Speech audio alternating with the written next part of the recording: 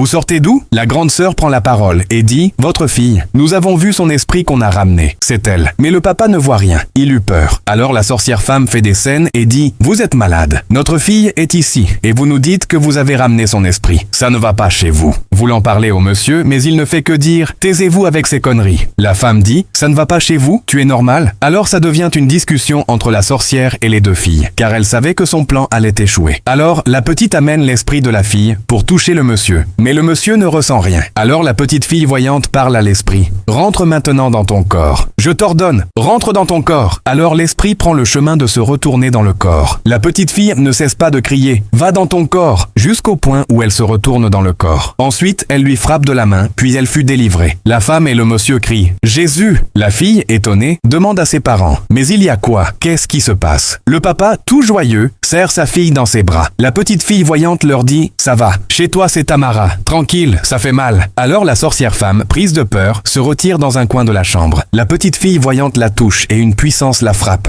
La fille la touche de nouveau et une puissance la frappe. Elle dit, je vais confesser. Son mari lui demande, tu as quoi et tu veux qu'on fasse quoi? Car jusque-là, le mari ne savait pas que c'était la sorcière qui voulait tuer sa fille. La fille la touche de nouveau et elle crie, je vais confesser. Le mari ainsi que la fille, étonnés, restent immobiles. Mais elle prend la parole et dit, chérie, s'il te plaît, c'est moi qui ai empoisonné la nourriture de ta fille pour la tuer. Étonné, le monsieur ainsi que les filles crient, Jésus! Elle commence à présenter ses excuses au monsieur, mais le monsieur lui dit, donc tu veux tuer ma seule fille que j'ai dans ma vie? Alors la petite s'approche d'elle et la touche encore. Voilà, la puissance de Dieu descend sur elle et elle tombe à terre. Abonnez-vous et partagez la vidéo. Merci.